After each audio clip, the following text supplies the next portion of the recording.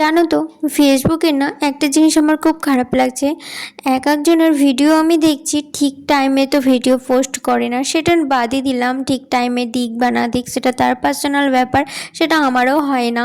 টাইমে টাইমে ভিডিও দেওয়া হয় না, ফটো পোস্ট করা হয় না। কাজের মাধ্যমে সংসারের কাজকর্ম করতে করতে সেই সময়টাই দেওয়া যায় না। হ্যাঁ, যখন ফ্রি হই তখন ফেসবুকে তখন আমি ভিডিও পোস্ট করতে পারি, ফটো পোস্ট করি।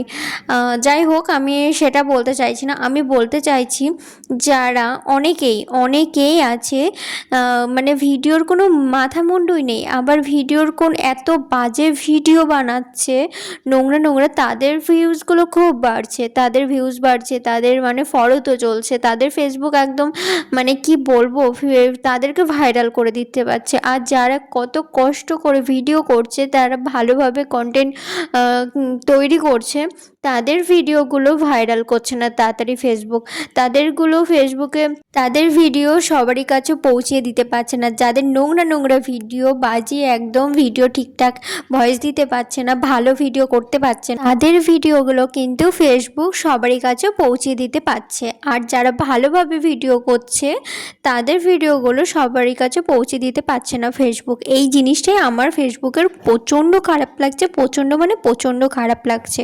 আচ্ছা, আমি যে কথাটা বললাম সেই কথাটা ঠিক বললাম না ভুল বললাম? আমার মতে তোমরা কারা কারা আছো তারা কমেন্ট বক্সে জানিও। হ্যালো সবাই, তোমরা সবাই কেমন আছো? আশা করি খুব ভালো আছো। আমিও ভালো আছি গো।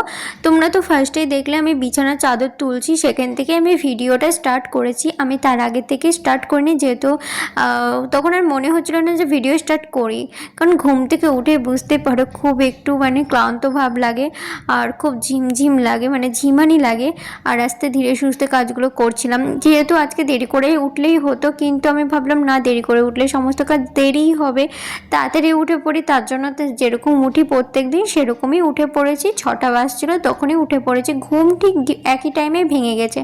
আর জানো তো, এখন না ঠিকঠাকভাবে ঘুমটা আসে না। মানে যদি ঘুমাই না, ঠিক একই টাইমে তো ঘুম ভেঙে যায়। আর এখন না মানে খুব কম ঘুমটা হয়। আগে যেমন ঘুমালেই মানে 2 বা 3 বার যদিও বা বাথরুম করতে উঠতাম, ওঠার পরেও কিন্তু আলিশি করেও ঘুম থেকে উঠতাম না। তারপরে 8টা বেজে যেত, তারপরে ঘুম থেকে উঠতাম। এখন না সে ব্যাপারটা নেই। এখন না সেই ব্যাপারটা মানে কোথায় চলে গেছে জানি না। এখন ঠিক মানে টাইম হয় কি ঘুম ভেঙে যায়। আর এখন না আর সেরকমভাবে ঘুমটাও আসে না। মানে ঘুম কোথায় চলে গিয়েছে। সকালটা হয়, তারপরে যেই 6টা বাজে উঠে পড়ি। ওঠার পরে তারপরে যেমন সমস্ত কাজ থাকে সংসারে, সেরকম কাজে লেগে পড়ি। যেমন সংসারের কাজ বুঝতেই পারছো, সকালবেলায় উঠে যে কাজগুলো হয়, ঝাঁট দেওয়া, মোছা, তারপরে সৌদরে জল দেওয়া, সমস্ত উপর নিচ পরিষ্কার করে নিয়ে তারপরে কিন্তু চলে আসলাম আমি ওপরে আসার পরে তারপরে দেখলাম বর্মশাইকে বাথরুমে গেছে। তো ভাবলাম বিছানার চাদরটা তাহলে তুলেই ফেলি। তোমরা ফার্স্টেই দেখতেই পেলে বিছানার চাদর তুললাম আমি। তারপরে নতুন করে বিছানার চাদর আবার পাতলাম।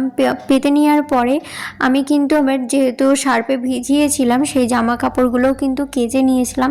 কাচা কমপ্লিট করার পরে তারপরে কিন্তু আমি বাথরুমে গেলাম। বাথরুমটাও যেহেতু একটু নোংরা হয়েছিল, সপ্তাহে আমি বাথরুমও মানে ধুয়ে ফেলি। ধরো যেমন আমি সপ্তাহে বেডশিট চেঞ্জ করি, সেরকম আমি বাথরুমও কিন্তু ধুয়ে ফেলি।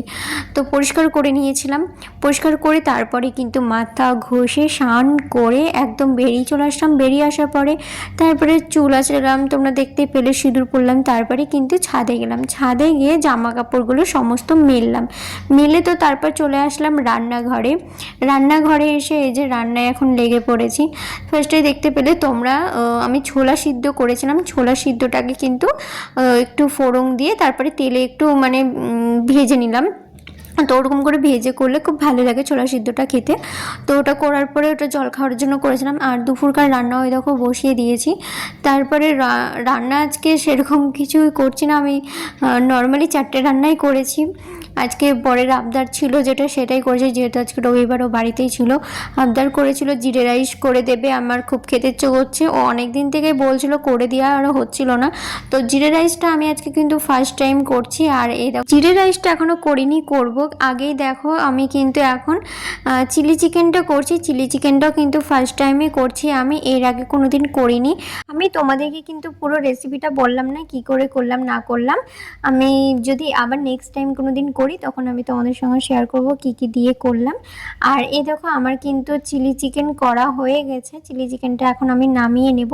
এখন আমি একটু টেস্ট করে দেখছিলাম যে নুনটা ঠিকঠাক হয়েছে কিনা, তো দেখলাম না ঠিকই হয়েছে।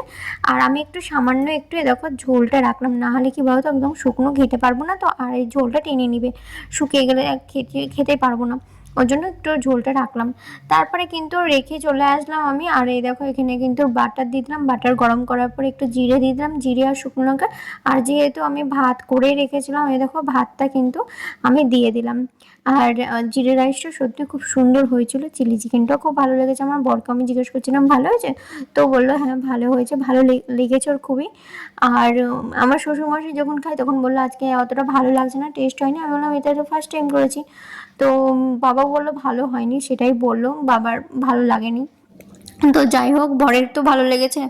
তো এই দেখো আমার কিন্তু রান্না কমপ্লিট হয়ে গেছে। এই দেখো চিলি চিকেন করেছি, জিরে রাইস করেছি, আর এখানে কিন্তু আলু দিয়ে মোচার ধোকা করেছি আর ভাত করেছি, যেহেতু মা আর বাবারা খাবে, ওর সঙ্গে আমিও একটু ভাত নিয়ে খেয়েছিলাম। তো আমার এই ভিডিওটা তোমাদের কেমন লাগলো অবশ্যই তোমরা কমেন্ট করে জানিও। আবার দেখা হচ্ছে নেক্সট ব্লগে। বাই।